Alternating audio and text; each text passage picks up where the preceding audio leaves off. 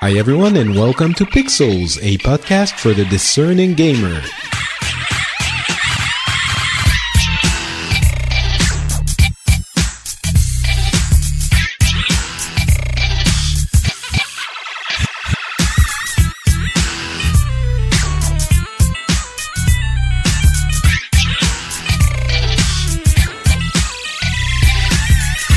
Hello everyone and welcome back to Pixels. This is a show where we cover the news from the video games industry, from the video games world, every couple of weeks. It is not the Adam Sandler film. I'm devastated. I managed to get you on the show by pretending that you would be with a much more famous person than I am. Kevin James. I am only Patrick Beja, but you are the world famous Mark Turpin, also known as Turpster. How's it going, sir? It's going very well, thank you, Patrick. It's we're recording this at the crack of noon, it's nice. It's a good day. For me, it's almost 1 p.m. and I'm starving. Really? You haven't eaten? I haven't eaten yet, so we're going to do a very quick show. No. Let's not discuss my lunch. Okay. Let's discuss video games instead. Okay. For me, they're one and the same. I consume both of them in dangerous quantities. I understand that. And I don't understand my own limits. So I very much am just... That explains your recent weight gains. Thank you. I blame it on having a small child. But the truth is that... So you have two now. Do you even have time to play video games? Oh, Patrick, this is the best thing, and you're going to discover this. Small babies are the most boring thing you will ever encounter in your life, okay? In that they don't really do anything. And literally, like, one of the big milestones that you get excited about is them being able to hold their head up straight. Like, oh my, look, she can move her head, and it's like, okay. You don't tend to get excited with any other person you meet when they move their head. When they move their head, that's true. But for kids, you got to put the excitement level is there. And so they cry, they feed, they poop, and they sleep. And they sleep for like 15 hours, 16 hours a day. Sort of, they spend most of the time sleeping. That sounds good, but then you have to take care of them for the rest for 8 hours. But they're sleeping on you. At least that's how mine have always liked. Some people are lucky and they can put them down. But my kids, they like to fall asleep on me. But so I'll be there on the sofa. 8 hours remaining out of 24. What do you do for those 8 hours? You can't play video games. So that's normally with the mama. Okay. All right. Changing nappies. I'm a dab hand at that. That doesn't take me long. I'm a master. Excellent. And then you're doing a bit of interaction and play. It's all good. But like I said, you've got that sleep is throughout the day. So it's all the time. All right. And so you can get some solid quality hours of gaming in, assuming it's either a mobile game or a console game. You cannot PC game, in my experience, with a child on you. At least with any form of... Unless you have some sort of strange contraption where you're lying down with the screens on top, like on the falling down from the ceiling or something, that could work. Or, like when you're on the phone with someone and you just use your shoulder to kind of hold it to your ear. So it could be... You could maybe do that with a child as well. That could work. But at least in my experience, I found that I'm playing more console games now than before. Which is why we are going to be able to talk about Super Mario Odyssey. We're going to talk about Assassin's Creed. We didn't play Wolfenstein 2. I'll mention it I haven't quickly, had a chance to play that. And that's the thing is, you do have to be mindful about what you're playing in front of these small children. Right. That also... although I guess, when like they're... Super Baby, you ain't got to worry about. Yeah, but it's when fine. I've got a toddler as well. She's going to be 3 in January. And she does... she does watch the screen if I'm playing it, so I have to be mindful. So 3, she would be like, "Daddy, why is the pregnant lady stabbing Nazis?" And you would be probably, like, exactly. Because Nazis are bad people. And I say exactly, they deserve it. Yeah. They didn't clean their bedroom. That's why.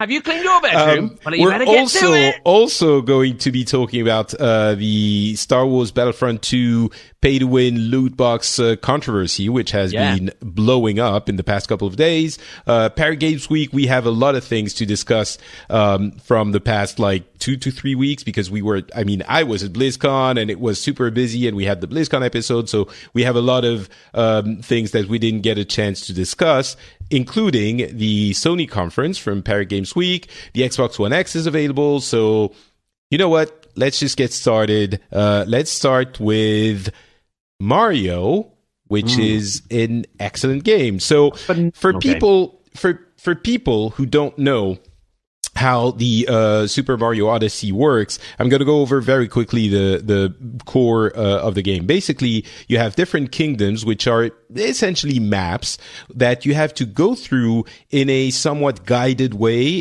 for the first time around. You go through it. There is a problem you have to solve in that map. Some monster has done something that upsets the inhabitants. You solve that issue. It takes about, I would say, half an hour per map. And you can then move on to another map, and you move on until you've completed all of the map, all of the maps, all of the kingdoms, and then you can go back and collect lots and lots of additional moons, which is what you need to power your vessel, which takes you to the different kingdoms. And there are a lot of moons, and there's a lot of stuff than you to need do. actually, which I like. Yeah. It's not like Korok seeds or something like that in Zelda. Even then, actually saying that, maybe there were more of those than you needed.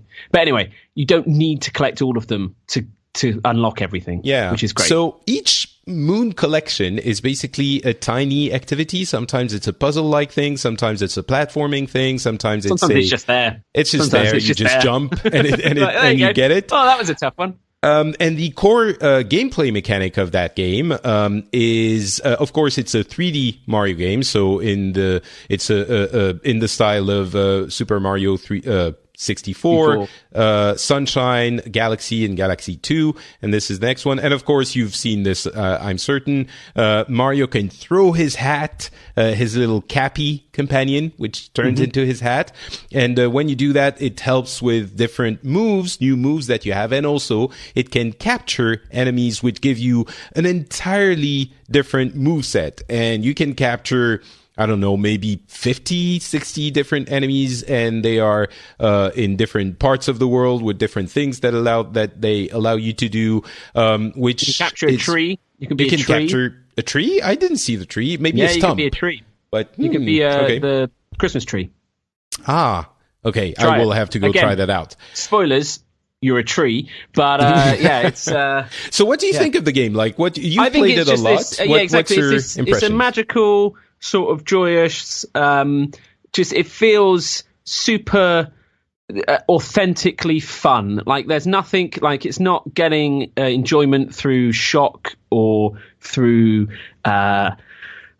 gratuitous violence or anything like that. You know, everything is cool and wonderful and magical. And I think magical is kind of the closest way to describe this game, in that it just feels innocent and fun and just endless in its possibilities. And it's, I love it in terms of, especially for the console it's on, to be able to play that out and about. It works really well on both settings. Like if you're outside or if you're on the... I took it to BlizzCon, so I played it a lot on the plane, and now I've been playing it at home, and I can't stop getting more moons. Like I've been playing Assassin's Creed a little bit, and I enjoy that, but I'm always like, I need more moons. And the thing you said is how I've been describing it. The joy is... for me, the most characteristic, the most important characteristic of that game, the joy it provides you. You know, I'm not really one for nostalgia. Like, I don't ever say things like... I think I'm not now as much of a fan of nostalgia as I was. I think I look back on my nostalgia and I think I was more nostalgic in the past. That is very funny. But I'm not really a big, you know, like, when we were kids, like, this makes me feel like I was when I was a kid. Because I don't have many memories of when I was a child. And when I was a teenager, I was awkward and not very well adjusted. And like, I don't like have a fondness for that period, so I don't have this childlike wonderment fantasy. But with this game, it's the closest I've ever been to having the sentiment that this is what it feels like to be happy when you're a child. You know, every new enemy that you capture, it's this wonderful experience of, oh, this thing can do that. And in that world, I can do this. And it's like you giggle inside and outside, and you're doing the thing that enemy does. It's almost like a Mario costume from the other games, except you have like 50 and they're a little bit more simple. And you get into that enemy, and you some of them, especially, the little octopus that makes you fly, and the little caterpillar, and like they're just goes up. They're just happiness in a controller, and everything in the design of the game is happy. The little sounds, the little animations, like that's always been the case with Mario, but with this one, it seems they've gone overboard. And like even the thing, like everything you capture, first of all, they all have a hat, and the design of that is just makes you smile. And then when you capture them, Mario inhabits their body, so of course they have a little mustache. So you have like, if if you capture a bullet, then the bullet is going to have a mustache. If you capture a fireball, the fireball is going to have a mustache. It's the most mundane thing, but it participates in that package of happiness, and I wouldn't say it's as important gaming wise as Zelda has been in the beginning of the year. Maybe I think that was a little bit more groundbreaking in the game design, but I think this one is going to be a game that people remember for a very long time. It's a very memorable experience. It's certainly one of the best, possibly the best 3D Mario game that has ever been created. Yep. And the way they shower you with some people are saying, well, the moons are too easy to get, blah, blah, blah.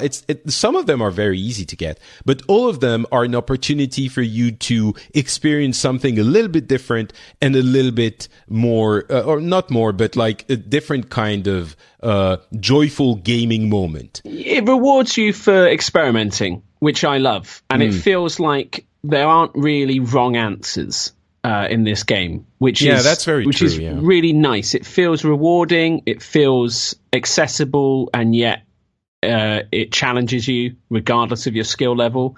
It's just a very, very, very well-made game. It doesn't reinvent gaming, but it feels like it perfects gaming in for the genres that we're kind of in. I love it. I honestly, I think it's one of those games that I don't think I will necessarily grow tired of. I might 100% it, but I don't think I'd ever find spending time in it not fun. So yeah, I couldn't give it a higher praise for what it is. Ultimately, if you don't like platforming, you probably won't enjoy the game. But it's still very much a Mario game. Like you spend, I was a little bit afraid of that you wouldn't spend, like you would spend too much time playing enemies, but it's still 80% Mario, right? Yeah, and that's the thing. And it's I just think it's just a fantastic experience. That if you have a Switch, you're gonna get it. If you don't have a Switch, Christmas is coming up. Maybe you've been good this year. It's truly a magical experience. Yeah, I love it. I would say the gameplay is incredibly deep. Some of the things that people have been able to do with that Mario hat throw and jumping on it and catching it, and then like you don't suspect that it's that deep if you haven't seen those. And it's just, unless you hate Mario and Zelda, then you should probably be thinking of getting a Switch fairly soon, because they're going to be out of stock for this holiday season. And you probably want to play that game. I mean, there are so many games, of course, that you're going to be having other things to play. But that is definitely a recommend for me, and I think for most people who have played it. And Nintendo is looking at this and thinking, we're going to sell a lot of consoles. They've revised their forecast for the Switch from 10 million to 14 million. I believe Turpster is typing on his Googling stuff. Googling stuff to make sure I'm not saying something dumb. No, you're on point. 14 million. Cool. 14 million units, and they're planning to manufacture, depending on how well it goes in the beginning of next year, but for next fiscal year, which starts in April, apparently they're going to manufacture between 25 and 30 million consoles, which is insane. That's a lot of consoles. Yeah. That's some steep growth. That seems like I said, it's solid gameplay on there. There's some other great titles on the Switch, and it is shaping up. We're getting Skyrim again this week. Yeah, that's not the one I would say is motivating people. But we'll see what comes of it. But I don't think people will have too much buyer's remorse when it comes around to the Switch. Yeah, it's kind of hard to not like the console, and the great asset of that console is that you're going to be playing it at home and when you're moving around. So if I could get Joy-Cons that would plug into an iPhone and I could use that, I think that would probably win for me in terms of having just a device in my pocket plus some accessories. That's the only downside of the Switch, is that it hasn't replaced my phone. So I've got two things I need to carry, I suppose. And it's also a little bit bigger than a phone. Well, quite a bit bigger. I think we're going to be seeing hardware revisions starting in 2019, maybe 2020. And there's going to be a smaller version of it. There's going to be a different things, I'm guessing. But in other Nintendo news, Animal Crossing is coming to mobile, and that's going to be called Animal Crossing Pocket Camp. I'm not a big Animal Crossing fan, so I'm not super interested in that. I'm not a huge one, but I'll be honest with you. It's one of those games that I know would suck people me love, but too much. I know I would play far too much of it and still not really be enjoying it as much as I should. So yeah. Xenoblade Chronicles 2 is coming this December, I believe. So there's another game for those who love Japanese role-playing games. And Capcom mentioned that they have missed the boat on the Switch. Namco, I think, said something similar. Basically, everyone is looking at this and saying, all right, we're going to get to it now. The success of the hardware is prompting developers to get their teams to work on games. And the first one not the first one, they have had a couple of small games on the Switch, but Capcom has announced they're going to be making an Ace Attorney for the Switch, which makes sense. Nice. Yep. And so the future is bright for Nintendo with their Switch, which I think I'm saying this every time I'm talking about them, but I wouldn't have bet on at the beginning of the year, but I couldn't be happier that they are finding success and that they're delighting gamers with their console and games. Too right. Assassin's Creed Origins was Siwa. Siwa. Siwa. It is so I'm not going to say what I think, although I might have at the beginning of the show. Assassin's Creed was what I think. Yes, please. Yeah. So the thing to remember is Assassin's Creed, of course, long-running series. They took a year off last year, so a lot of people were hoping that this year's game would be reinventing the formula, kind of. And I was a little bit disappointed to realize that they didn't. It's very much an Assassin's Creed game set in Egypt, of course. But before I say what I think, Turpster, what do you think of that game? For me, I haven't enjoyed an assassin since Ezio. Like, all the assassins since Ezio, I've not cared about. Connor, all right, mate, whatever. Go have fun with yourself.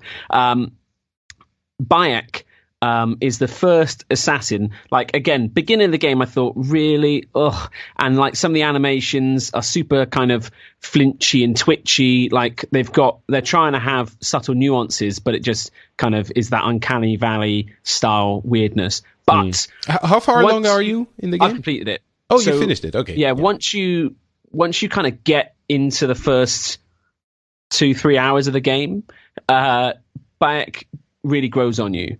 as a character, and you start understanding his motivations, and he has personality, and he's relatable, and he is actually fantastically voice acted, which can't be said for 99% of the side quest characters, of which all the side quests are basically the same, in that you have some impoverished Egyptian complaining about something. Normally it's like tax, and they're like, oh, we're getting taxed a lot, and Bayek's like, all right, I'll see what I can do, aka the Magi is going to go kill someone. So it's like, oh no, someone's taken my dog. Oh, don't worry, I'll go get your dog back for you. How am I going to get the dog back? Well, I'll go kill the guy who took the dog. It's just every single thing is, I mean, I know it's assassins. Okay, we're assassins. Right, it's not Negotiators Creed. No, exactly. It's Assassin's Creed. That's what they do. Everything is resulted by, well, I'm going to go kill someone to go do it.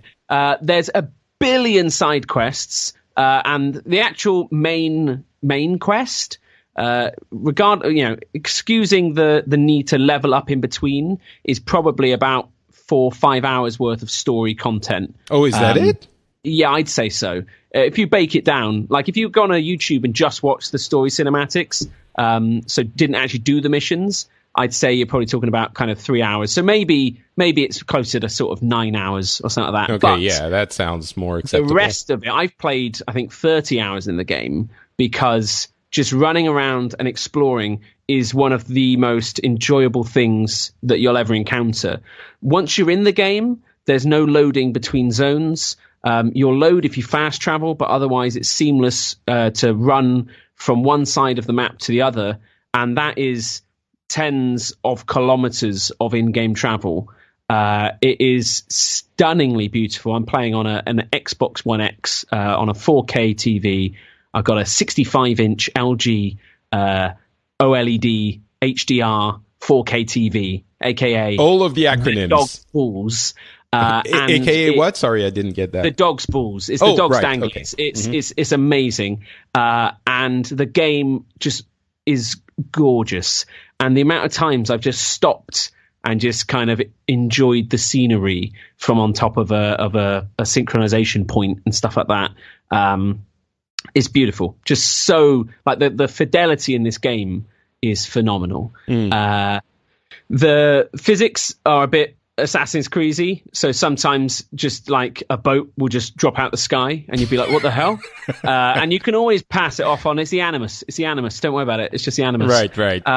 It's all a simulation anyway, and sometimes bugs happen. The future elements outside the Animus are terrible, and they've always been bad.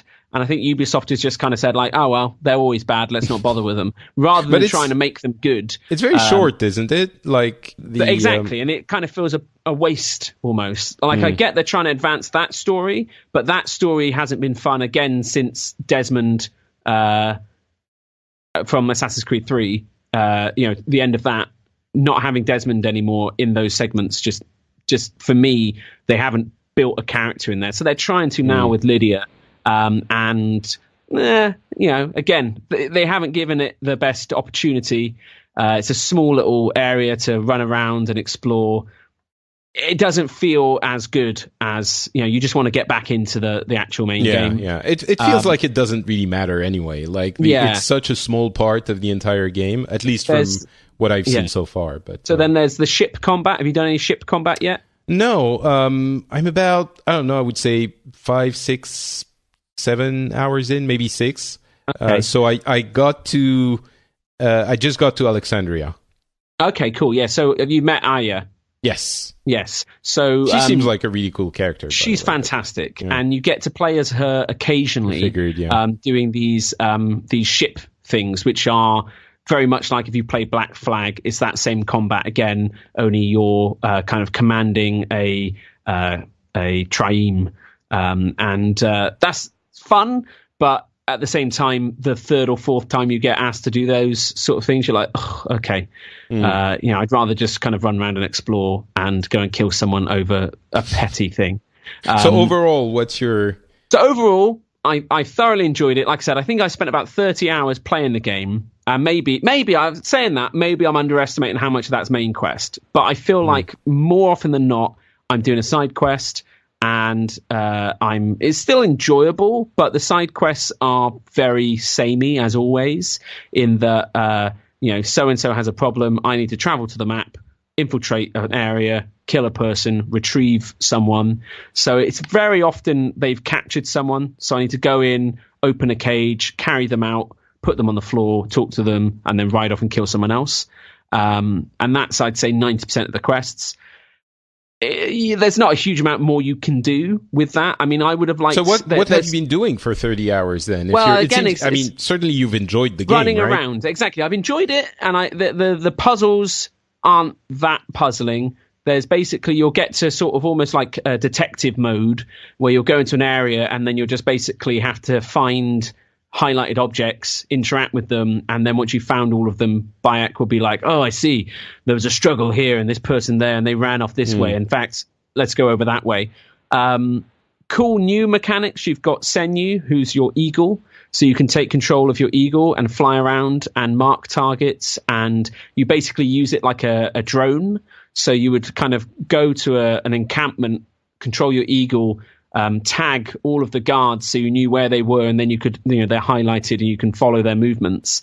And then you go back to Bayek and use that information there to kind of take out the encampment. So it's fun, but it's the same fun again and again and again and again, which does diminish some of the fun you have. There's a lot of craftable armor upgrades, which are just basically, again, go and kill a load of wild animals, go and kill a guy carrying some copper. Once you've killed enough of those guys, you can use that to instantly craft up stuff. You don't have to buy items really, although there are shops in the game. I never found the need to buy an item. I always had, discovered or looted an item. The skill point tree is kind of quite of a web, and you can choose if you want to go more into melee or into range or into utility. But eventually you just kind of get everything. I can't tell if you like the game. Well, the thing is, I do and I don't. I think it's, like I said, I think it's the best Assassin's Creed since Assassin's Creed Brotherhood. I think it's a really solid game. It's stunningly beautiful. Like, honestly, just phenomenal quality. Fidelity on your Xbox One X on a 4K HDR exactly, TV, but that's the thing, yeah. So it's in 4K HDR, and it is a different world that I'm blown away by. So yeah, all in all, like I said, I think I've enjoyed the time I spent playing it, but it's far, far from the level of enjoyment I think you get from something like Odyssey. It's a different kind of game, a different kind of enjoyment, but like I said, a huge number of flaws, yet in and of itself, it's still a great experience. I think so. I spent a few hours with it, as I said. And initially I was a little bit disappointed that it was just another Assassin's Creed, kind of, but I've been very surprised that they've improved so many things that you can't really put your finger on it, but everything feels better. The combat is, I'm going to use a shorthand, and yes, it is a little bit Dark Souls-y. Just a little bit. Obviously not in the difficulty, but in the way it controls maybe Dark Souls or Monster Hunter, in that if you use a heavy weapon, it's going to take a certain amount of time to bash someone with it, and they might swing around, and if you miss, then you're going to be vulnerable for a little bit of time, that kind of thing. The Senyu mechanic, the eagle or the falcon, I suppose, is amazing, because one thing that isn't really clear when you look at it or when it's described is that you can go to Senyu anytime, like literally anytime. It's used to mark your targets a lot of the time, but it's also used to explore the environment. You can travel anywhere with Senyu. There's a handy GPS feature where you get on your mount, either a camel or a horse, and you go somewhere automatically, and it just drives. It's basically level 5 autonomous camel, and it just gets you there. And at the same time, you can go to Senu and you can look at yourself from above. You can go somewhere else. Like you're traveling, it takes a little bit of time. If you have to go somewhere far away and you don't have the fast travel point unlocked yet, you send yourself there and then you go explore with Senu in other places. And the map is enormous. Like it is massive. It's surprisingly large. And yes, there are some wide areas of just desert or oasis or water, but it's not completely empty. There are still things to do there, and still, like the little villages, the towns are significantly bigger than what you would expect. And so you go explore. I went to the pyramids of Giza at some point just with Senu, and I was looking around, and it's just as you said, I mean, I'm playing on PS4, not a PS4 Pro, so it's not 4K, not a super powerful machine. It's still pretty good looking, but the surprising thing is the view distance. You can see so far away, and it gives you a sense of scale that is, I think, pretty unique in the video gaming world. Like, I can't remember any other, because Egypt on that in that part is pretty flat, right? And so you're in the delta of the Nile, and you have you can see really far away, and it gives you a feeling that you don't usually get in video games, especially since you can go to Senu at any point. Like it justifies that part of the exploration of the game. So everything feels better. I haven't played many of the Assassin's Creed games. I've played, I think, 2 for a little bit, and I've completed Unity a few years back. So I'm not a big fan of Assassin's Creed in general, but this one it's not like I'm blown away either. It feels like a good game, a solid Assassin's Creed, and the enjoyment of Egypt is definitely there. It's not the most incredible game I've ever played, but I think it's a solid experience. I think we're more or less on the same. Definitely, exactly. Yeah. I think it's a huge amount of content, albeit a lot of that's the same. But just for sheer kind of travelism of just exploring a world that is like super deep. And there are some cool things. So they have these things called hidden papyrus. So you'll find a papyrus, and on there it will have a riddle. And that will then, if you solve the riddle and find the item, you get rewarded with a weapon. And it's quite cool in that it'll be like, atop the smallest of the 3 pyramids in Giza, look for the 2 mushroom-shaped rocks. I lie atop the smaller one, gathering moss. Yeah, it's a little bit more mysterious than this. Yeah. It's kind of. Okay, maybe not. So then you go there, you look, you're like, oh yeah, those rocks look like mushrooms. You go over there, climb at the big one, jump on the small one, and there's a sparkly thing on the ground. You grab it, and now you've got an item. And so there's stuff like that kind of encourages you to go around. The crafting Sphinx system, I think, works. It's not too taxing. It's just what you... It's just, to me, it just feels... like, I mean, I very quickly leveled up my health, and that then made the game trivial, I think. And I think there were certain things that didn't really matter about upgrading, and other things that were like, yeah, you should definitely upgrade. Right. Wood is, not attainable in the world. Like you can only get it from people. And objects and stuff. I want to be able to go out and hack away at a tree. Yeah, I was hacking at a tree for a long while before I understood that exactly. That wasn't and it's cool to go kill some lions and leopards and get their skins. But ultimately, once you unlock the perk where you loot on melee, it then just becomes so quick. So all I do in Assassin's Creed is I stay on my horse the whole time. Combat is enhanced by the speed and momentum you have. So you just run at something full pace on your horse, swing your sword, and you'll take them out. So that seems like a design issue. Yeah, maybe, exactly. And it depends. Like, I could play differently, but I just want to cheese it ultimately. So there's other stuff I haven't explored. There's in the Sphinx, there's a map in the base of it. And apparently there's stone circles around the world. I don't know what happens if you complete all of those stone circles, if there's more stuff there. The kind of forerunner type story isn't really there from what I've encountered. Like you see a bit of it in the base of one of the pyramids in Giza, but past that, it's still very much more about taking down the Order, and a lot of the Order you take out quite quickly and easily as well. It didn't feel too menacing ever. I was going to ask something, but maybe that's a little bit of a spoiler, so maybe I won't. But yeah, I mean, overall, it's a good game, solid game, lots of qualities, and the biggest feature is Egypt, I would say, and the exploration. Yeah, and that's something that is definitely valuable as a feature for a game. It's not something that you say, oh, it's on the side, and it's so well done that, I mean, getting in Alexandria was an experience, and it feels... The cities are gorgeous.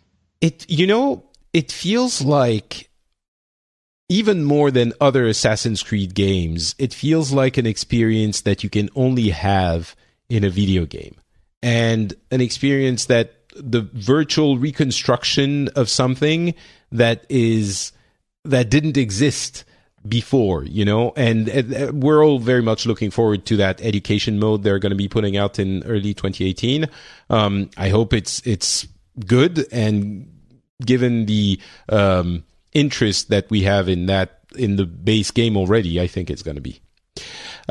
All right, let's move on. Very quickly, I do want to mention Wolfenstein 2, which I didn't get a chance to get to. You didn't either. No. And it's getting really good reviews. I want to finish the first one, which I never completed before I jump into it. You need to, yeah. Yeah. It's a phenomenal experience. The Wolfenstein I always describe as the best HBO special you can play, in that it's got everything you would expect from a fantastic HBO special. It's got the violence, the sex, the intrigue, the twist, the drama and shock, and everything. It's a fantastic game. Yeah. Really, really loved it. Definitely a good one, and go past the first mission. Like, the first mission in the first one is kind of, it doesn't represent what happens afterwards. So, no. And there is also a lot of spoilers level, to be had, which is really, really, really well done. Often in space levels, they're a bit. This does a really, really good space level in the first Wolfenstein. And there's a lot of spoilers apparently in the second one, so I hope I can stay away from them at least until I play it. And it's apparently an excellent game, so we'll get back to it once we have had a chance to play it. And there's DLC coming where you don't play BJ Blazkowicz, which is probably a good thing, because we've had a lot of Blazkowicz in our lives until now, and that's good, but we want to see others as well. I enjoyed BJ. I thought he was good. Not all saying I obviously enjoy BJ, but yeah, I don't know. I like playing as him. He's fun, but we'll see. I'm open to new experiences. Star Wars Battlefront 2 yes. is a new experience that you might be interested in having, but the reviews aren't out yet.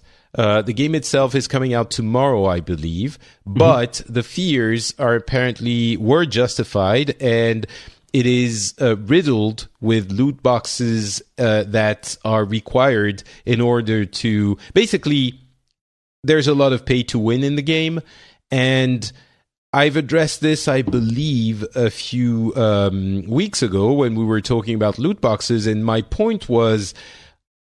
For the games that I've played that were sort of cause for worry, namely Shadow of War and Destiny 2, I haven't had a problem with the loot boxes. And I think the fears were very much exaggerated, and the outrage was exaggerated, because the loot boxes were absolutely not necessary and did not have a big impact on the game. 100% agree with you on that. Okay, thank you. Here, it seems like it is very much justified. There is some chicanery happening. Is that the word I'm trying to find? Chicanery? Like some not very kosher stuff happening with... maybe chicanery. So, for example, apparently the review copies of the game had required less credits to unlock characters than the final version, than the retail version did. So the journalists are not having the proper experience. There was a comment on Reddit where someone was complaining that they would have to unlock Darth Vader to play him. And EA's team responded, and they got the most downvoted comment in the history of Reddit. That says something. Overall, my impression now, I'm gonna have to wait and see the reviews and see how it works exactly. And they're saying they're gonna adjust the prices of heroes, but it seems like first of all, super slimy way of handling it. Second of all, I was saying a few weeks ago, let's wait, let's save our outrage until we actually have an example of something that is deserving of that outrage, that is actually pushing the boundaries of the way loot boxes and pay to win work so far that it would be unacceptable. I think we've found our candidate. We're still waiting to see the exactly. reviews. Wait and see. I think aesthetically, the game looks gorgeous. Gameplay-wise, I think it's pretty solid. What it comes down to is to play those super powerful characters. It requires a lot of currency. Well, it's not just the characters. It's also like you can improve your abilities in the game. Like you can lock on enemies more quickly in the dogfights. You can get, basically they're now locked behind levels, but you get to those levels so fast that you don't have the time to acquire enough credits to buy those perks anyway. So it comes down to whether or not you've put down enough money on the loot boxes on the game itself. Yeah, on the game. And ultimately, it's going to level out. You're going to get, let's say a few weeks from now, everyone's going to be max level. Maybe they're going to have acquired enough credits to play at the same level as those that would have paid. Yeah, there is another issue, though, with credits in that currently you get less credits for winning a game quickly than winning a game taking ages. So that's going to be a problem. So it's one of those things where, on one hand, I can understand they're thinking like, okay, well, you only play for 5 minutes, so you shouldn't get as much. That's the way it maybe usually you works, were playing against, kind of a lesser skilled opponents and things like that. But equally, it doesn't encourage you to win quickly. You kind of want to win, but drag it out. I think it's disproportionately more if you win after some time has passed. If the balance isn't right there, it can be a problem. Exactly. I think with all these things, it really comes down to, what are loot boxes? And in many cases, they are a way for computer developers to make revenue throughout the lifetime of a game rather than just at launch. And some people get it better than others in terms of how right it goes. And we'll just have to see. I've not yet experienced the game, nor its loot boxes and stuff like that. So I can't speak about it. But I don't know. I still give it a go. Yeah, I mean, loot boxes. I mean, obviously, we're big fans of Blizzard, and they've been using loot boxes in recent months and years. I think there are many different cases. If it's in a free to play game, it's kind of all right. That's fair. Whatever. It's free to play, so even if you're not happy about it, they're gonna have to make some money. If it's only cosmetic items, then also it's probably something that you have to live with. In the case of, and it's also, if it's a single player game, usually it's handled correctly. It's okay. In the case of a game you're going to have to pay for, that is also including loot boxes that give you gameplay elements, and it also it changes the way the multiplayer works, then there is definitely cause for concern, and the balance has to be very, very carefully created. In this case, again, we're going to wait for the reviews, but it seems they're pushing it, and it seems they are banking on the popularity of the Star Wars franchise to do things that would otherwise be unacceptable. I mean, it seems they're unacceptable, if I'm being honest. I'm not going to buy the game. I would encourage people to not buy the game until this has been clarified, because if you remember, again, when we first heard about it, I was like, all right, let's wait for a little bit. The game is in beta. They're going to address it. Let's see what actually happens. Now we're a day away from the release, and unless they change the things in the amounts of credits you need or the amount of credits you get for playing it, what we're seeing here is not just slightly out of balance, it's outrageously out of balance, meaning that if you want to not be crushed by those who spend money, you also have to spend money. Like, playing for a very long time is not really going to help you, because the amount of time is outrageous. I kind of feel that if the game were free, the loot boxes wouldn't be as bad.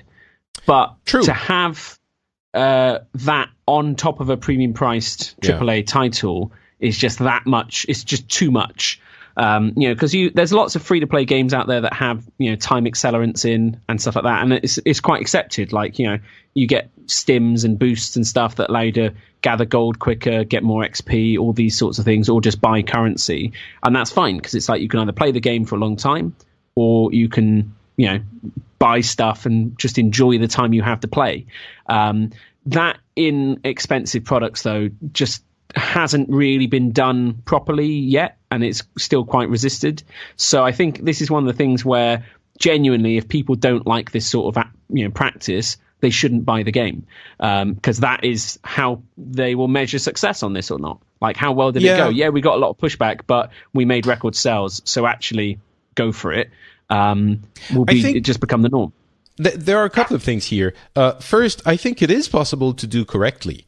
I think if you get enough credits to get a loot box in a short enough amount of time, when you're playing the game, when it's your game and you enjoy playing it a lot, I think it can work, even if it is in a game that you have to pay initially, because the stated goal of EA with this is to not have anyone pay for, DLCs and stuff like that. I think there is a balance to be found, even for a game that has loot boxes in multiplayer that affect gameplay. Yes, it's hard, but I think there would be a balance that could be found. This definitely is not that. The benefit of not having to pay for DLC is completely negated by the fact that it takes so long to get enough credits, and that people who pay for stuff are just going to crush you in multiplayer. So, all right, we'll wait for the reviews to come out, but it seems to me that EA has been pushing it too far. They're doing a money grab for a license that they know the IP is going to be attractive to a lot of people. I think it's a hazardous bet that they're doing, because it's a short-term gain for long-term brand damage that is going to do them a disservice over the next few months and years. And by the way, they're doing it in Need for Speed Payback as well, but the difference is Need for Speed Payback doesn't seem to be a very good game, so no one cares. But overall, not very happy with this, and if those numbers are confirmed tomorrow when the game launches, and the team behind it don't adjust them severely, this is going to be a blemish. It's already a blemish on EA's, and it's kind of like, again, EA, they are already the corporate overlord of the video gaming world, even more, if that's possible, than Activision, and they are regarded as the evil corporation. Yeah, it's a dice game, but EA's just spent 400 million buying what are they called? The Titanfall Respawn. Yeah, Respawn. So it's not like EA's super hard up for cash. But I get the thoughts behind it. It's just poorly executed so far. So we'll see if they decide to amend it. I don't think they will. I think they will put out a public sort of like, sorry for this. We still believe the game stands up and is a very enjoyable experience. And then maybe like a sort of a discount code or something like, hey, here you go buy some loot crates a bit cheaper and maybe hush your mouths. And I don't know. I think it's gonna be unless they masterfully PR the shit out of this story. I think it's going to derail into something that is going to affect them. I'm sure they're going to be making lots of money with the game and possibly with the loot boxes, although the people who are going to be playing the game because it's Star Wars, I'm not sure they're going to be spending a lot of money on loot boxes, but maybe the people who are quote-unquote real gamers, I don't think they're going to be possibly buying the game and certainly not buying loot boxes. I think this is a headache that they are going to have to solve, and even if they don't solve it, it's going to have it's going to create issues for them for the next few months. All right, and I'm not buying the game. I don't think you should buy it either. I'm getting given one, so. Well, that's isn't that nice being a famous YouTuber? Well, that's the thing. I don't know, Patrick. I'm. They've asked me to create a video on it. They're going to pay me, so I probably will. And I will be honest, as always. So we'll see if it goes out. I'm looking forward to watching that video once it is actually produced. Full disclosure: this was paid, and it's the greatest game ever. I love the loot boxes. There you go. All right. So Paris Games Week, Sony conference, though that was a couple of weeks ago. So we're not going to go into every little tiny detail. But there was a lot of games announced. Guacamelee 2, Spelunky 2, Loco Roco 2. Those are on the somewhat indie side. There's PlayStation VR games, Farpoint, Sprint Vector. Basically, they're going not super strong on the PlayStation VR, but it's kind of made me want to plug it back in. Basically, set aside 30 minutes to figure out how it gets plugged in, and then so I can play 30 minutes of the PSVR. I joke, but I think they're still pushing it enough that they're not abandoning it, if that makes sense. And then a bunch of bigger games. Ghost of Tsushima, the new game from Sucker Punch, developers of Infamous. We only had a small cinematic type thing, but the setting is very attractive. It's a samurai game, samurai/ninja during the invasion of the Tsushima Island by the Mongols, which is the trailer was really good. More Spider-Man, where we saw the narrative aspect of it. Detroit Become Human, with yet another little vignette of the game, which is a different character altogether, but there's some child abuse going there and very gripping moments. God of War gameplay just a little bit, and then finally there's a bunch of other things. I'm sure you can mention the ones you liked, but finally that The Last of Us trailer cinematic, which was incredibly violent and kind of, well, I'll let you say what you thought of the whole thing and what games you So God of War is the only one that really kind of made me like, oh man, I need to play that now. Just because I've really enjoyed those games, and I'm looking forward to that chapter really of kind of Dad Kratos. It's kind of like, okay, I've seen what it is, just it's coming out in 2018, I think early 2018. Yeah. Just don't show me anymore. Just I think I'm sold. That's the thing. I don't know how many people aren't, so I guess they want to keep going with that. Sure. Last of Us, it was cool, but I don't know. It didn't feel like it was. I don't know. It felt a bit shock more than anything else. But the way I've heard it described is that it's extremely violent, and it's not earned violence. In the game, whenever in the first game, when there's violence, it feels like it's justified. Here it was just kind of, here's this shocking thing. You don't know any of the characters, and there you go. Yeah, so I think that's just going to be the trailer. I don't think they can mess up the game, because they just literally just have to make the same game again with. I'll just have the same game again. Yeah, really. Yeah, I agree. By the way, just before we move off that Last of Us trailer, I personally really liked it.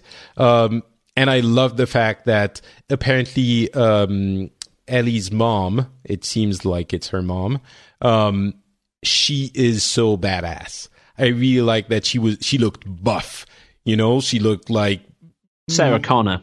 Even more like almost like, I don't know, she's some kind of wrestler, or I don't know. She looks like she doesn't take crap from anyone. But so it gave me a look inside the violence of that new chapter. Not just the violence, but even like the different characters and the different factions, which intrigued me. But I understand the criticism that it didn't feel earned on the violence part. I'm such a big fan. I kind of fell into it anyway. But so that was The Last of Us for me. Anything else that caught your eye? Splunky 2 looked cool. But that's about it. Really? Yeah. That kind of stands out in my head, at least. It was a while ago. As I said, the Ghost of Tsushima kind of resonated I guess, with it looks cool. Anything with Mongols, And samurais. Two of the best things, samurais and Mongols. Yeah. Spider-Man. I mean, I have high hopes for that game. I've just been hurt so many times with Spider-Man games. Like, maybe it's going to be good. Maybe we have the technology now to make a proper web slinger game. Well, do you like the Batman games? Yes, I think the Batman games are very good. So there you go. Well, you're going to like the Spider-Man game. It's essentially the same system. We'll see if I feel like Spider-Man. Okay. I don't want to be Batman in a Spider-Man costume. I want to feel like Spider-Man. Spider-Man's got...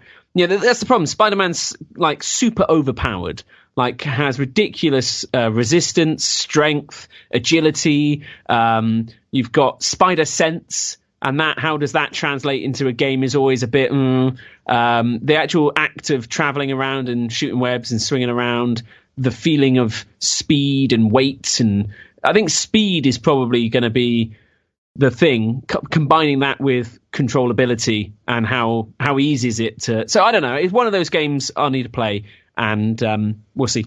Okay. Well, I'm very excited for it myself. They also mentioned that they're not going to have a big announcement at the PlayStation Experience, which is happening in a couple of weeks. I think December 9th, so almost a month, actually. And that was interesting because it did feel like the Paris Games Week conference was like, wait, they showed a lot of stuff. Why was that?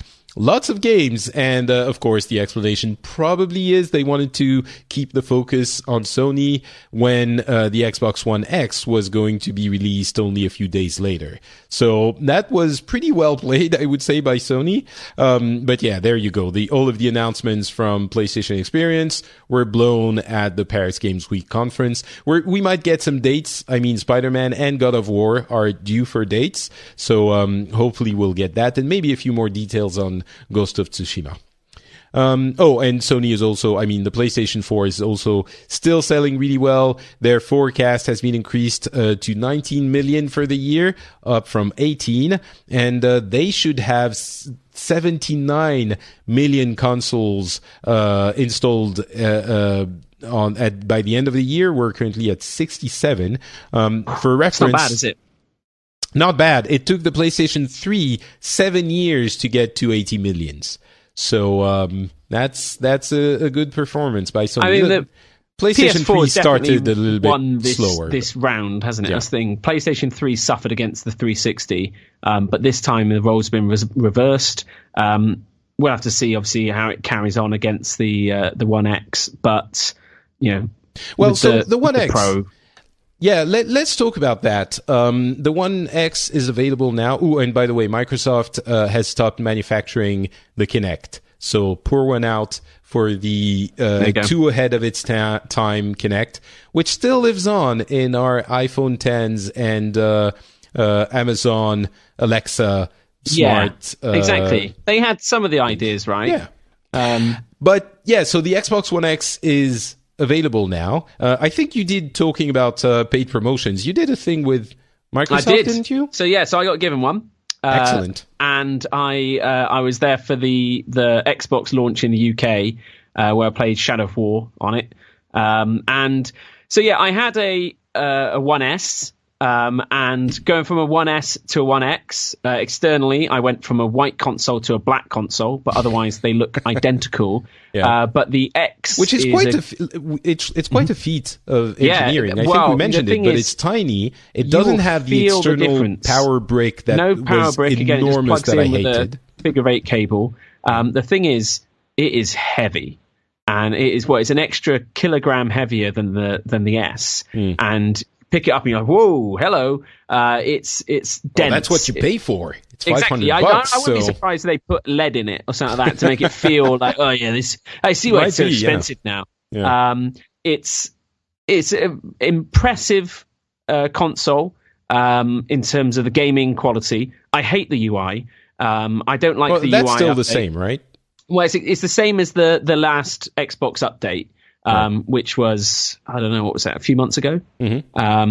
And I just don't like it. I feel like to get to my games requires more button presses than it should. To play the game I'm playing, literally, this is the lovely thing about consoles now, is, I turn it on with the controller and then I press A and then I'm in the game where I was when I turned it off the day before. And that's amazing, like within seconds to be back in. Which I think is going to be one of the strong points of the X for people who want a PC-like quality experience. I mean, obviously, for me, I don't have a 4K TV. I probably am not interested in that console. Exactly. But it's faster loading times and stuff like that, but honestly, the value you appreciate it if you have a 4K TV, right? With HDR as well. Like the quality is just a country mile different, and it does improve the quality of all games. But if they've had that HDR pack, which is a big old download, it's a lot of data to up all the fidelity, the resolution, and all the rest.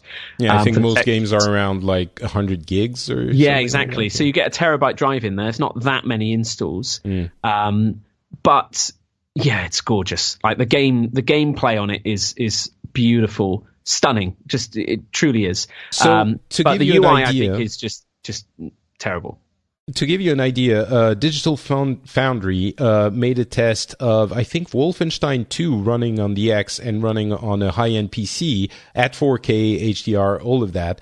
And essentially, I'm going to summarize, but essentially, they don't see a lot of differences between the two, which is not going to mean a lot. Considering one costs £500, exactly, and the other one costs like 1,500. Exactly, yeah, that's the point. Phenomenal quality and value for money. And I mean, my Shadow of War I got on Xbox is also then playable on my PC. They share. I didn't have to buy it twice. I get it, and I can play it on my Windows PC when I'm at work. Cloud save, get back home, and it syncs, and I'm carrying on my Xbox. It's a fantastic experience when it works like that, because you feel like you've got a huge amount of value for money. It's very flexible. It works around me, and it feels like my games are where I am, without it being kind of like a Nvidia Shield or PlayStation Go. It's that PlayStation lovely Now, sorry. It's that lovely between. So I think it's not a console for everyone. I think for people who want something really powerful and the ease of use of a console, it's definitely something to consider. It is more expensive than the One S and the PlayStation 4.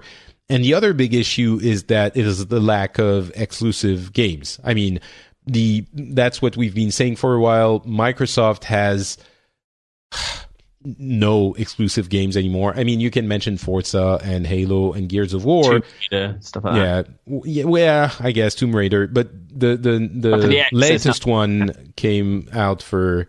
Wait, am I mistaken? Didn't the Rise of the Tomb Raider came out on PC? I think. Yeah, but on PS4.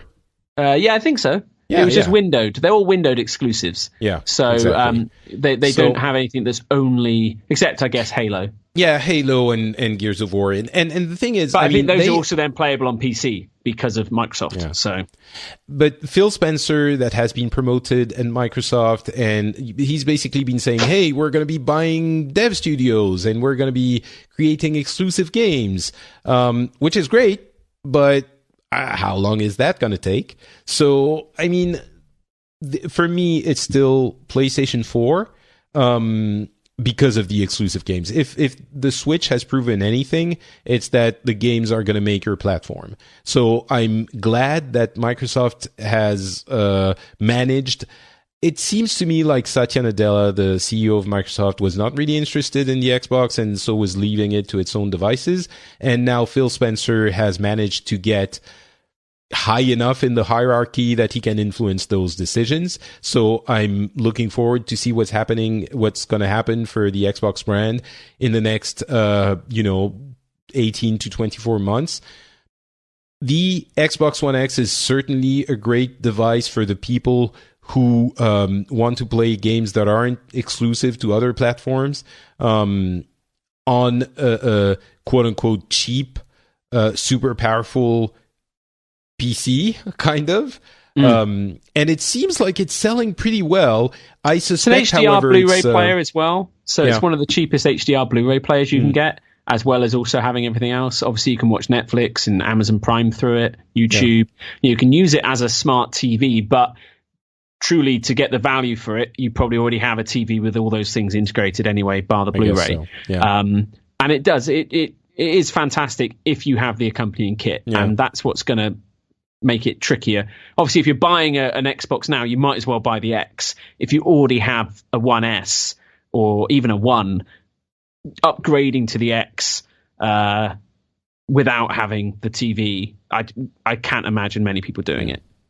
Yeah. So it's a very interesting device. Not for everyone, obviously. I think it's going to be very popular with some of the Xbox fan base. It's not going to bring in many people from the other camps, kind of, but I don't think that's what they were expecting with it anyway. I don't think anyone at Microsoft is thinking, hey, we're going to get people who Sony's going to pack up shop after this one, boys. Yeah. But it is, I mean, things are looking, the way I look at all of this is I think Microsoft is on the right path for, 2 years down the line. Redemption. For me. Yeah. I think exactly. I think they've got the hubris of being the leading console to then suffering. A lot of what made the 360 great, it wasn't technically better than a PS3. It was just that it was a better experience and had the games. Yeah. And Sony learnt from that. And then when the PS4 came out, they managed to secure enough good exclusives on top of having a solid console performance to beat out the Xbox One, which was a bit lackluster. It was a huge, huge console and had the Kinect, but had all of that and the DRM issues. Yeah, exactly. Which, by the way, nowadays, imagine Microsoft had their way when they first announced the Xbox One. We might have been able to sell the games that we buy digitally. Now, because of the nerd outrage, and that's why I'm so careful with nerd rage, right? when player bases get outraged about something and start hammering it over the head without taking the time to understand the details. And that's why I was so careful with the loot boxes a few weeks ago.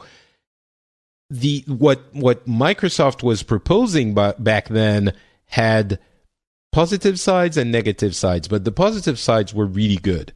and we'll never get them now because it's the time has passed. Things. I mean, maybe we will down the line. Maybe I think the precedent's been set where people are like, oh, don't do that. People get really annoyed about that.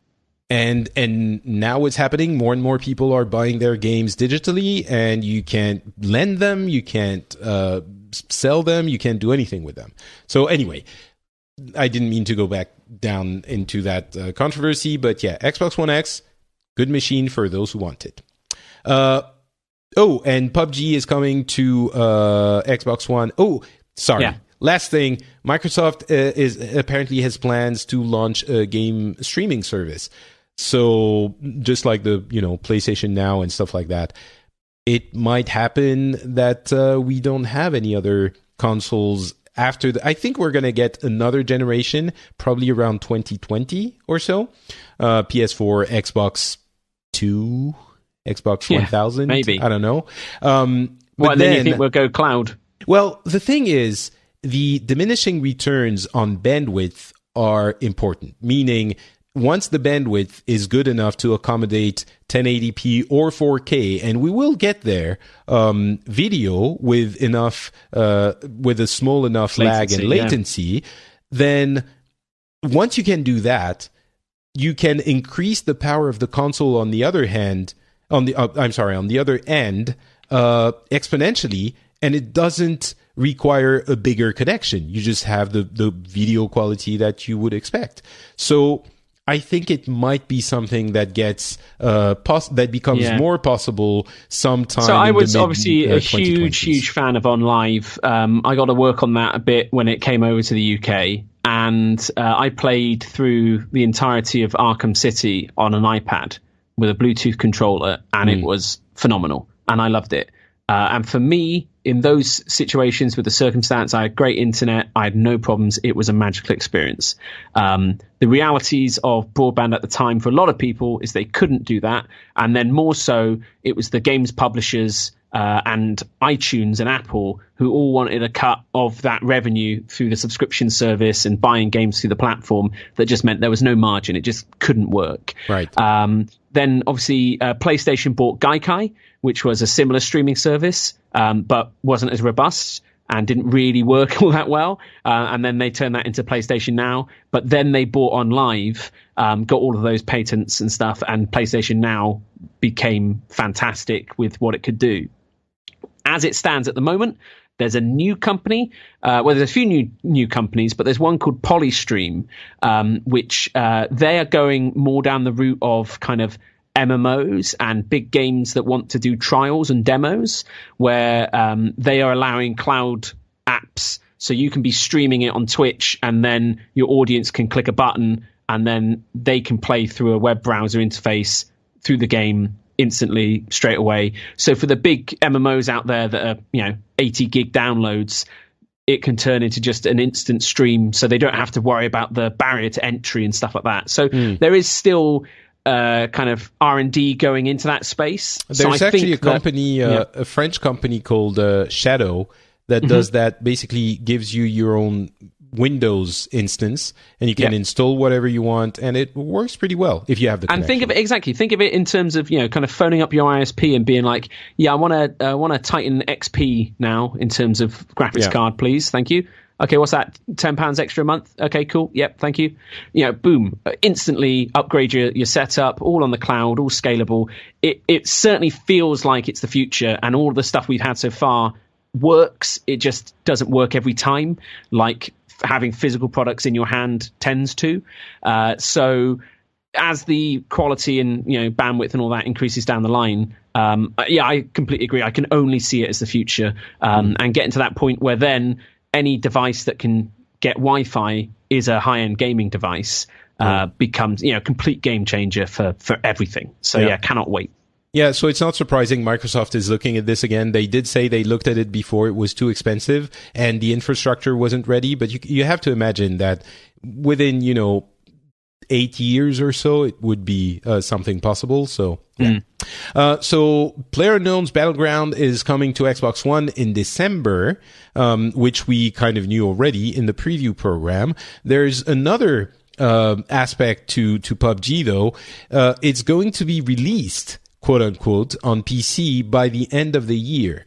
Meaning it will reach 1.0 available status, which is a really interesting press /sales /developer /publisher dynamic, because very clearly this is a way for Bluehole, the publisher for PUBG, to be able to say the game has been released in 2017, and so it is eligible for the Game of the Year awards, which they want. Maybe. I'm certain of it, because imagine it gets released early 2018. The hype has passed. It gets released in February or March. It's done. It's written. I just don't think it's that big a deal for them. Like they've got a game that is the highest concurrency on PC ever. This is a game that was made out of Unity assets. This is going onto the Unity asset store, pulling a load of stuff together and kind of jury rigging something that somehow struck gold. It was a phenomenal. Yeah, they sold 30 million, I think, something like that. Bottled line, exactly. So I think when you've made your money, you want to get that game out of early access, so then you can start moving on to charging that player base for more stuff down the line. They've got the paid for loot crates, but they could do map packs or other stuff. There'd be further ways to monetize that audience, and that I think would be the bigger push of getting out of early access. Saying, but boom, the thing is, they're going to be getting it out by the end of December. You don't push for a release at the end, in the holiday season. You don't push for a release like at the end of the month of December if you're not looking for. I really think so. They could easily. Yes, I'm sure they're eager to be pushing more, sales to their existing audience. But they could do that in January or February. It's not going to change a lot if it's a month later. So, I mean, that's the way I see it. Maybe I'm wrong, but I know it's giving a big headache to many websites and magazines, because they're like, all right, so our Game of the Year discussions are going to be done by mid-December. Do we assume PUBG will be out, or do we give it something because it's going to get tons of Game of the Year awards, but do we give them conditionally because it was just in preview before, in early access, and if it actually ends up being released, then it gets a Game of the Year award? Look, if it's if it's worthy of winning now and it's quote unquote early access, give it the award. It doesn't matter what the tag is on it. It's one of those things of like, oh, it's not that good, we're not going to give it Game of the Year, and it's not out. So that's fine. We expect there to be further development to it. But I think if people want to give it the award, they'll give it the award. Either way. I agree. The problem is it becomes a thing of principle. You don't give an award to a game that is in early access because you don't know how it's kind of giving an award on a preview or on a review copy that you got as press. It's difficult because then you don't know how it's actually going to perform once it's released. So for PUBG, it's probably not going to change all that much, so people can have a pretty accurate idea of what the game is and how it's going to perform anyway. But it's kind of a principle thing where you don't do that because it's not 100% accurate. But yeah, in the case of PUBG, it's probably safe to judge it on the state it is in now. But it's still a headache for people. They've also announced they're going to be doing an MMO. That's Bluehole, an over-the-top steampunk MMO, according to Polygon. So I don't know what that's going to be like, but I don't know. It's the kind of thing where that game probably would not have gotten half the press it's getting if it wasn't by Bluehole that made. Well, yeah, I think Bluehole's done MMOs before. That's actually what they're kind of more known for. But PlayerUnknown is just something they kind of picked up. So I don't think. I think this is less shocking in that this is actually what they do. It's what they do. So right? yeah. What else? Oh, and Warface, the Crytek game, is going to have a battle royale mode. Hey, Call of Duty World War II is out as well. Some people don't like it. It's an easy game not to like, but it's also apparently Call of Duty, and it's a better Call of Duty than maybe the last couple. One of the reviewers I really enjoy, or YouTubers, Skill Up from Australia, I believe, is basically saying it's easy to hate. But honestly, when you look at the single-player experience, which that's what most people buy it for, it's people who just buy 2 or 3 games a year. It's over the top. It's got set-piece moments that are incredible, and it's Call of Duty, and it's a pretty good Call of Duty if that's what you're looking for. Super cinematic. The gameplay is pretty good. Weapon balance isn't 100% there in my experience with it. I found apparently there are issues with the multiplayer with the spawning things where you can randomly spawn in front of someone that's going to keep shooting you and stuff like that. That's always been Call of Duty's issue with how they tackle that. More in this one though. Yeah. And then there's a lot of animation bugs that are funny. So you'll see a lot of your teammate sat down in a seated position. Like they're driving around like a car just because they can if you do it right and stuff like that. So yeah, I think it's a good game. You know, I think it's one of those games that if you like Call of Duty, you'll love this game because I think it's one of the best Call of Duties in a long while. Are you talking not single player or multiplayer? Both. Okay. But at the same time, you know, it is, as with a lot of games, you know, kind of almost like Assassin's Creed, there is a bit of sort of, you judge it based on the franchise. So it's like, you know, what have they done different? You don't take it in isolation in terms of what is special about this game. You kind of think like, have they kind of corrected on the previous issues of the franchise? So with Assassin's Creed, it's always been diversity of missions. And no, they haven't.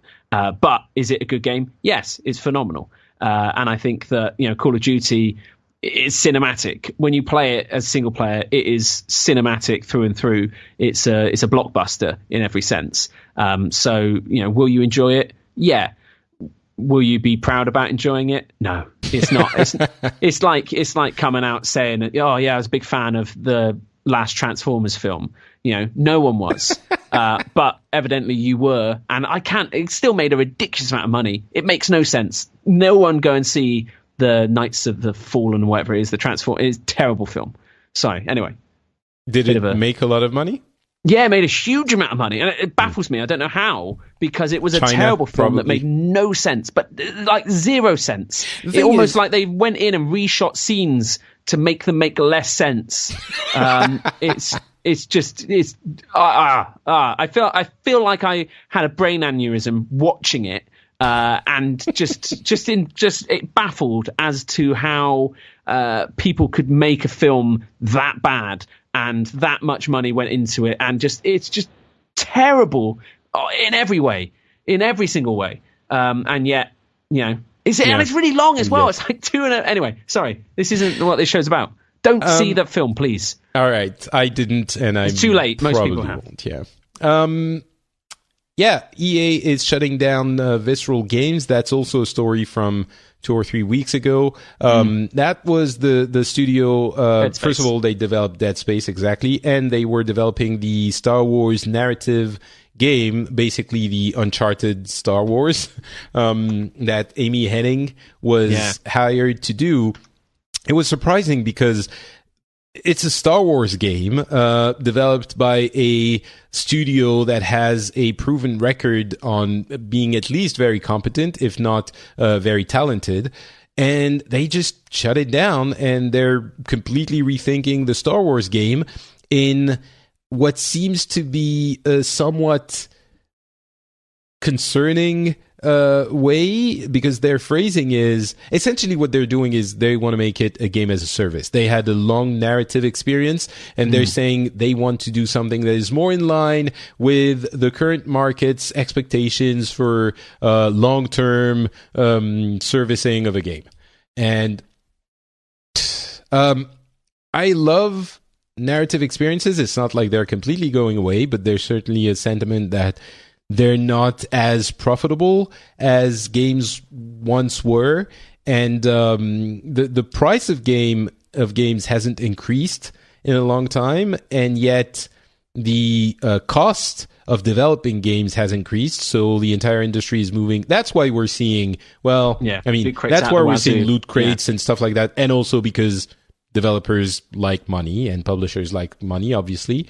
So but still, it saddens me that a project like Star Wars with Amy Hennig and Visceral Games and EA was marred. There was a lot of excellent reporting done. I think it was Kotaku that did a piece.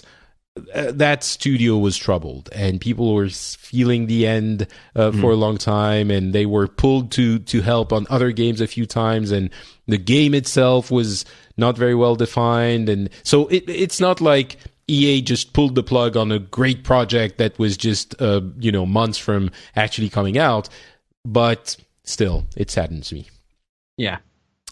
Telltale is laying off 20% of their workforce. That's like 90 sad. people, I think, isn't it? Yeah. Yeah, almost 100. It's really sad, but I do feel for the employees that are losing their jobs. That sucks. But Telltale had to do something about their the way they were doing things. They were churning out games like they got 1 million different licenses. They were making the same game over and over again with good writing. Well, sometimes good, sometimes average. Yeah, exactly. An engine that was in dire need of updating that they didn't update. Basically, it looks like Telltale management took a step back and said, all right, what are we doing, guys? The party is over.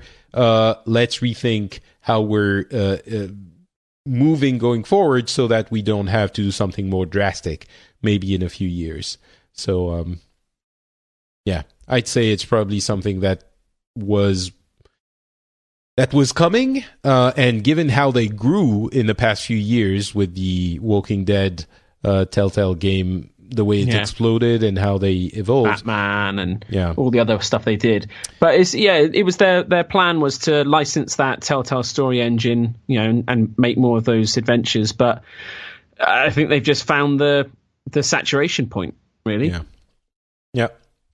You've mentioned EA has also bought Respawn Entertainment, which is kind of ironic. I mean, it's ironic because Vince Zampella and the team used to be at Infinity Ward, which they founded when they left 2015 Inc., which was developing Medal of Honor for EA.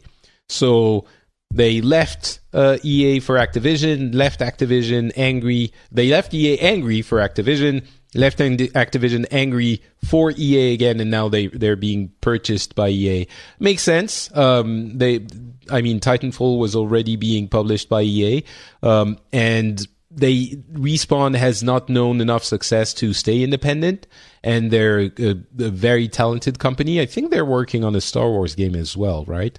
Maybe. I can't remember. Yeah, I thought they were, yeah. But, so, makes sense. I worry a little bit for their independence. Clearly, they're not going to be independent anymore. And EA has a reputation for putting developer studios, bringing them in the backyard and shooting them in the head. But hopefully that won't happen with Respawn. Oh, yeah, I'm sure it won't. It only happens every time. But this time will be different. Yeah. What else? A couple of weird news items. First, Noctis from Final Fantasy 15 is coming to Tekken 7, which the Venn diagram of those the fans of both of those franchises, I feel outside of Japan is probably 5 people that are very happy right now, but probably not pleasing a lot of people, I would say. And then the Razer phone, to conclude this episode, basically Razer is making a phone which is top of the line, super powerful, like best CPU, GPU, super good camera, super amount of RAM, battery 8 life. gig. 8 gigs of RAM, that's ridiculous. 120 frame per second screen. Yeah. They've built it as a gaming phone. Right. And so they're trying to make it, what the gamers want. It's got kind of stock Android on it that will get Oreo update in the new year. Really, really nice looking phone. So it's just one of those things that, are people going to buy it?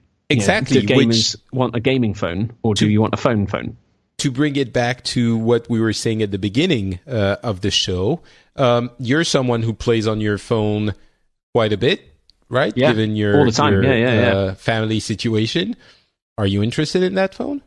I'm going to tinker with one. We're going to get sent one for review and stuff. I'll see what it's like. I don't think so, but I don't know. Currently, I'm on a Pixel. I'm ordering an iPhone 10, so I'll see. If I get it and I think it's nice, maybe I'll try and sell the iPhone 10. I don't know. I'm going to go back to iOS. For the price of an iPhone 10, you could get 2 Razer phones. It's only $700. Exactly. I mean, that's the thing. It's an affordable phone for what it is. It just comes down to, it's the first iteration. Do you want to get a Gen 1 phone? I've just come off a Pixel. It feels very much like a Generation 1 phone. Right. Pixel 2, I'm sure, is improved on a lot of the gripes that I have with it, but it's tricky to kind of start in this world. All right. Well, I guess we'll have to keep an eye on the Yogscast channels. Maybe. I don't know where we're going to put it yet. Okay. But we'll see what we get sent and where we think it works. But So that and a Battlefront 2 video will also potentially be coming out there. What else can we find on your YouTube channels, and what do you do on the internet? On the internet. So at the moment, I'm playing a lot of Cave Blazers, which is our game. So we made a game with a developer called Cave Blazers. We just had our big first update. So we introduced local co-op, so you can blaze through the caves with a friend, and it genuinely makes the game, infinitely more enjoyable. And there's daily runs in that. So at the moment on my channel, you're going to see me and the developer Will playing the game pretty badly. Mainly me, surprisingly, for the next few days. Just busy playing games. We've got our big charity months coming up in December, so getting ready for all of that. It's a huge amount of work, sadly, that gets left to me. But it's for charity. It's for charity, exactly. So that's fine. That's great. It also means, obviously, I don't have to do any of my other work responsibilities because charity means that they are just magically disappeared. So, but anyway, it's certainly a good time to tune in during December. So that's over on Humble Bundle and on Twitch for that. So we've got a big old bundle of games that I've been assembling with. Lots of different games in there, probably around about 65, maybe 70 different items in the bundle. So hopefully huge value for money, and all of that going to charity. So exciting. Excellent. All right, cool. Thank you very much. You are _T on Twitter. So I will include this in the show notes, and you can go to that Twitter account to find out more. I am Patrick Beja, not Patrick, on Twitter and on Facebook. You can also find this show at FrenchSpin.com. You can comment over there. You can also leave a review on iTunes if you so wish, just like Spencer HD, which is a fun bloke I spent a little bit of time with at BlizzCon. He says, "Fun show, great discussion. I just started listening recently, finally taking the time to leave a review. Really enjoyed the educated discussion." Well, obviously, it wasn't this episode he was referring to. "And hearing different opinions about games and the gaming industry. Music is great. Props to Daniel. Keep up the good work, Spencer." Thank you, Spencer. If you want to leave a review as well, it would help a lot. It helps with visibility on iTunes. So you can do that on iTunes or really on any podcast catalog you use. We will be back in a couple of weeks with another bunch of news and reviews. And until then, I hope you have a wonderful time. Go play Mario. Bye. Bye.